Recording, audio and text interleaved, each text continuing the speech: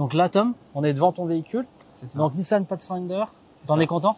Je suis très content. Franchement, en fait, souvent les gens ils confondent vraiment Nissan X-Trail et Pathfinder. Le Pathfinder, c'est vraiment un vrai 4x4, alors que le X-Trail, c'est vraiment un SUV. Il y a un mode 4x4, mais c'est pas pareil. Et c'est un peu sous-coté parce que du coup, on peut vraiment tout faire avec le 4x4. Enfin, nous, on a été vraiment partout. Et bon là, du coup, au début, c'était un Pathfinder. Maintenant, c'est juste devenu un Finder. Mais autrement, non, le 4x4 est vraiment bien. Et voilà. Toi, donc Tom, tu l'as acheté 8 500 $ le produit? C'est ça, on a acheté 8 500 $. On n'a pas cherché à négocier parce que il y avait du monde après. Et puis surtout, les filles, elles étaient vraiment honnêtes et tout. Et c'était vraiment raisonnable le prix même parce qu'il y en a beaucoup qui cherchent à vendre des voitures à un prix faramineux et c'est pas le but, quoi. En tant que backpacker, quand on se met à la place des autres, faut vraiment penser à ça aussi. Et finalement, est-ce que tu regrettes d'avoir acheté un 4x4 par rapport à un van ou tu te sens vraiment libre? Alors pas du tout. En plus, j'adore conduire, donc c'est trop bien. Rouler, faire du off-road, tout ça, c'est trop bien. Si vous aimez rouler sur le sable aussi, donc je regrette pas du tout. C'est trop bien. Et là, on peut voir du coup sur le 4x4 de Tom, hein, on a un setup d'ailleurs hyper classique. On a la tente sur le toit. Alors l'avantage de la tente sur le toit, c'est que ça va dégager de la place à l'intérieur pour le matos, pour le setup. Et on a un confort haut de gamme. Alors là, on va pas forcément pouvoir déployer la tente. Le setup, tu l'as acheté en plus ou c'était fourni avec? Tout était déjà monté, du coup, ouais, tout était déjà mis. Voilà. Et ça se fait rapidement pour dégainer? Alors pour sortir la tente, ouais, il n'y en a pas pour très longtemps, 5 minutes et puis c'est fait. Ouais. Après, évidemment, c'est assez solide quand même pour le prix. Je veux dire, c'est King, c'est les premiers prix, je crois. Mais mais ouais. D'accord, ça marche. Et au niveau du confort, est-ce que t'es confortable? On est très confortable, vraiment. Enfin, c'est vraiment cool. Moi, je me suis pas du tout dit bon bah vas-y, faut qu'on aille dans un hôtel parce que j'en peux plus. Franchement. T'as une étanchéité. Est-ce que par exemple quand il fait chaud, c'est pas trop une serre?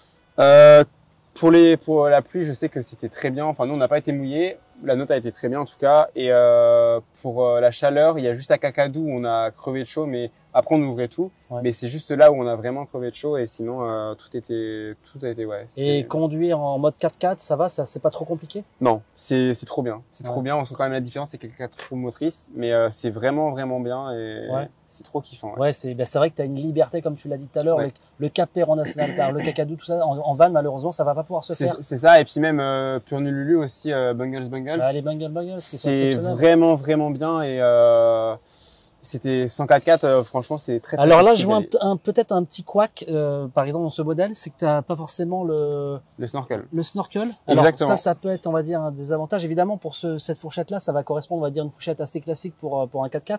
On n'est pas à 30-40 000 $. Voilà. Sans le snorkel, le souci, l'inconvénient, vas-y, complète-moi, Thomas, la phrase, du coup. Tu vas être, en fait, le snorkel, ouais, c'est vraiment si on va aller dans l'eau. Je sais que quand on a été à Kakadou, par exemple, il y avait Kale's Crossing, on l'a pas forcément fait, mais je sais qu'on aurait pu le faire quand même.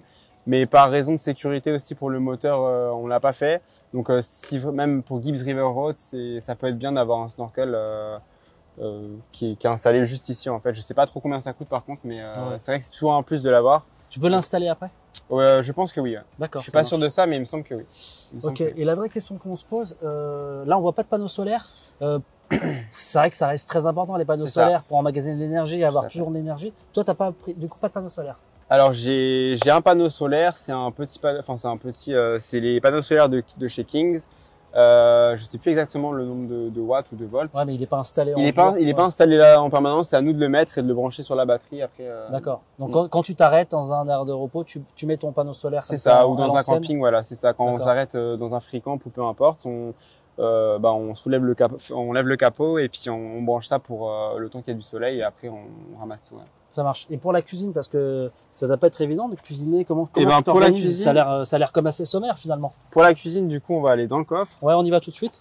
Alors, le classique, on soulève le coffre, je suppose. C'est ça, donc on soulève soit là, où il y a une autre ouverture là. Voilà, c'est super. Donc on soulève là. Ouais, voilà. Et là, on est dans ta cuisine, du coup. C'est à peu près, voilà. Donc, alors là, on est dans la cuisine. Vas-y, présente-nous la cuisine. Donc la cuisine, donc c'est pas compliqué. Donc déjà, il y a la roue de secours qui est là. Là, il y a donc le gaz. Ici, il y a le cooker.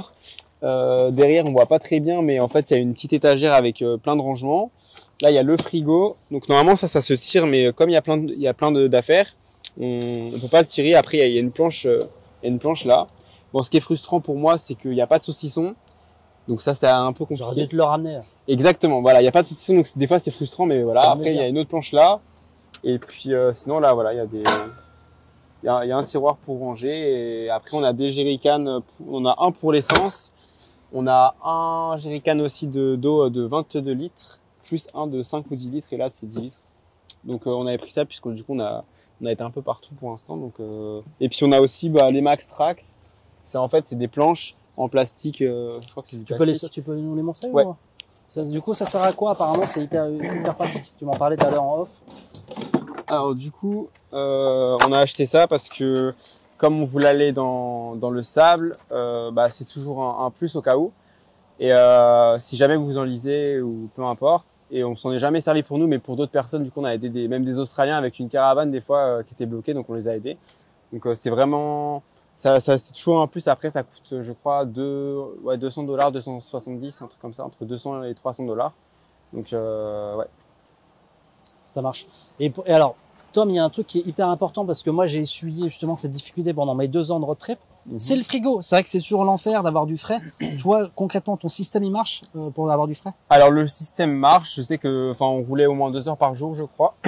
Du coup, on le laissait tout le temps branché. On mettait toujours entre 8 et 11 degrés. Il fonctionne sur la batterie auxiliaire. Auxiliaire, c'est ça. Il y a une deuxième batterie. Il y a 2 batteries. Hein. On a 2 batteries, donc sur la batterie auxiliaire. Et ça fonctionnait tout le temps. On n'a jamais été en rade, sauf comme j'ai dit tout à l'heure, où dans le nord, j'avais mis un petit peu plus bas et du coup, en 1 heure, c'était compliqué. Mais après, j'ai augmenté. La marque du frigo, c'est la marque du frigo, c'est Obras Monkey. Obras Monkey. Après, tout était déjà là. D'accord. Donc ce frigo est branché sur la batterie auxiliaire. Voilà. Et derrière, comme ça, vous allez avoir toujours du frais parce que sans cette batterie auxiliaire, malheureusement, ça va être du coup les glacières à l'ancienne. Moi, c'est vrai que j'ai eu ça pendant mes 2 ans et c'est l'enfer parce que ce qui se passe, c'est que tu ouvres de la viande, ça fermente, tu as des verres le lendemain ou tu n'as jamais de frais, tu n'as pas ton apéro. Là, c'est vrai que le meilleur combo, c'est la batterie auxiliaire et surtout le panneau solaire qui va alimenter la batterie auxiliaire à l'arrêt. Et ça, c'est hyper important. Exactement. Et puis là, je sais pour les accessoires, il y a XTM qui est vraiment pas mal.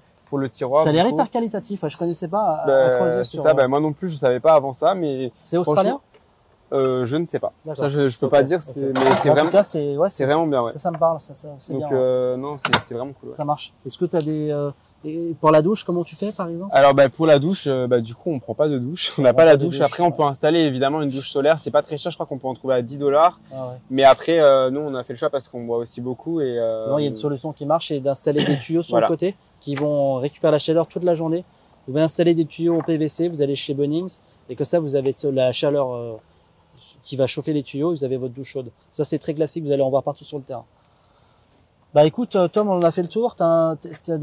C'est bon, t'as tout montré. J'ai tout montré. On n'a plus de secret. Il y a plus de secret pour personne là, maintenant. Bah en tout cas, merci pour cette petite visite de ton setup de rêve et ça nous donne envie. Et un grand merci. Bah j'espère, il y a pas de souci. J'espère que ça donnera envie à plein de gens et si les gens ont des questions, il y a pas de souci. Allez, les amis, n'hésitez pas donc à vous abonner sur le compte de Tom et je vous donne rendez-vous à des prochaines vidéos sur la chaîne.